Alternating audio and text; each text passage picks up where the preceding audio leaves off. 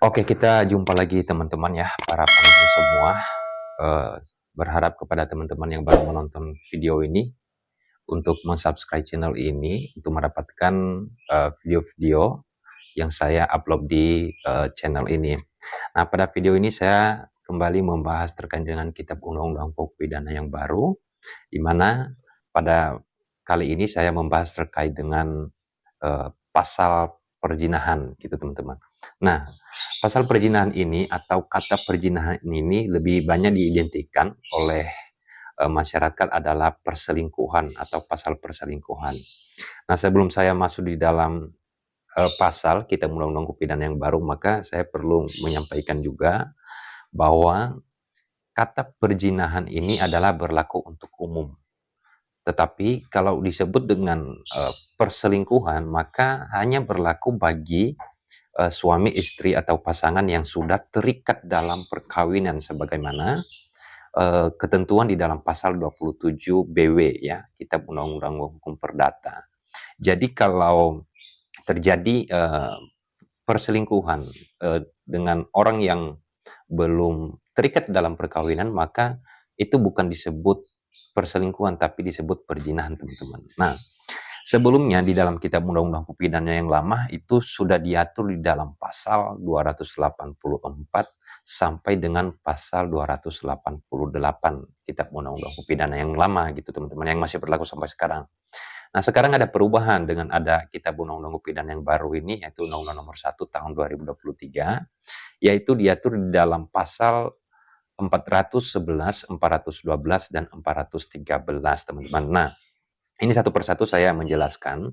Yang pertama adalah di dalam pasal 411, di sana disebutkan bahwa setiap orang yang melakukan persetubuhan dengan orang yang bukan suami istrinya dipidana karena perzinahan, ya, dengan pidana paling lama 1 tahun dan pidana denda paling banyak adalah kategori 2. Nah, sebelumnya di pasal 284 itu pidana penjaranya kan hanya 9 bulan, teman-teman.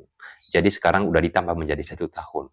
Nah, kemudian terkait tindak pidana sebagaimana di dalam pasal 411 ini terkait dengan perzinahan, itu dapat dituntut, ya, dilakukan penuntutan jika pengaduan itu diajukan oleh atau dilakukan oleh suami atau istri yang sudah terikat dalam perkawinan.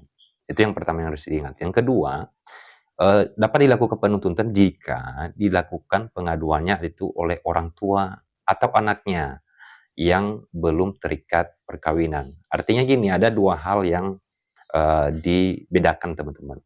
Kalau pasangan yang sudah terikat dalam perkawinan, maka yang bisa melaporkan itu mungkin yang selingkuh atau melakukan perzinahan itu si istri, maka yang bisa melakukan pengaduan adalah si suaminya, dan sebaliknya gitu. Kalau suami yang melakukan perzinahan, maka yang bisa melaporkan itu si istrinya. Nah, kedua, kalau orang tua artinya orang tua yang menjadi korban gitu ya. Dan anak ini adalah anak yang menjadi korban tindak pidana perzinahan tersebut yang bisa melakukan pengaduan.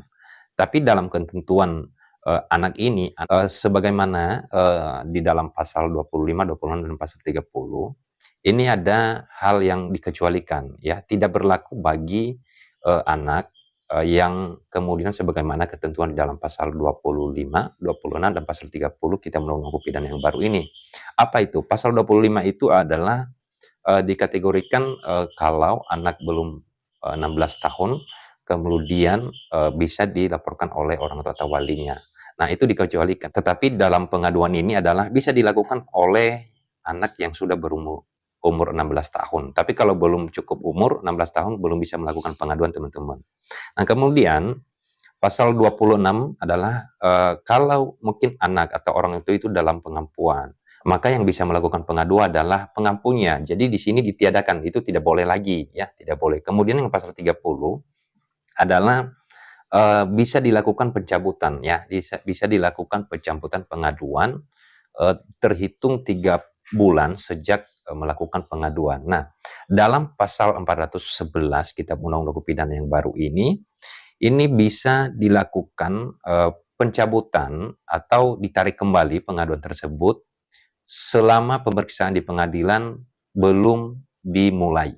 Jadi kalau contohnya melakukan laporan ke kepolisian, diproses ke kejaksaan, kemudian laporan tersebut sampai di pengadilan dan selama belum dilakukan pemeriksaan, itu boleh ya dilakukan penarikan ya.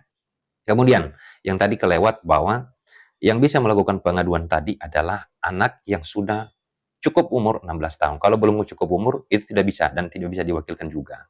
Nah, itu ketentuan dalam Kitab Undang-Undang Hukum Pidana yang baru. Jadi berbeda dengan Kitab Undang-Undang Hukum Pidana yang lama. Yang kedua, di dalam pasal 412, itu setiap orang yang melakukan hidup bersama atau melakukan kumpul kebo ya, lebih bahasanya dikenal kumpul kebo atau bahasa hukumnya itu adalah kohabitasi gitu ya. Setiap orang yang melakukan ya hidup bersama yang bukan suami istri itu akan dipidana penjara selama 6 bulan dan pidana denda paling banyak kategori 2. Jadi sama juga dalam melakukan pengaduan terhadap pasal 412 ini. Jadi seperti yang saya jelaskan tadi itu bisa dilakukan oleh suami istri, kemudian bisa dilakukan orang tua dan anak ya sesuai dengan kategori-kategori yang sebelumnya saya sampaikan tadi ya teman-teman. Itu persis sama dalam prosesnya dan bisa dilakukan juga penarikan pengaduan tersebut sebelum pemeriksaan dimulai di pengadilan. Nah, boleh. Jadi kalau sebelumnya itu kan boleh dilakukan penarikan sejak pengaduan itu terhitung 3 bulan. Jadi contohnya hari ini sudah dilakukan pengaduan selama 3 bulan ke depan, kemudian boleh dilakukan penarikan. Kalau ini enggak, berbeda ya dengan Kitab Undang-Undang Pidana yang lama. Kalau ini selama belum dilakukan pemeriksaan di pengadilan, itu boleh ditarik kembali pengaduan tersebut. Nah, itu teman-teman. Yang ketiga adalah di dalam pasal 413.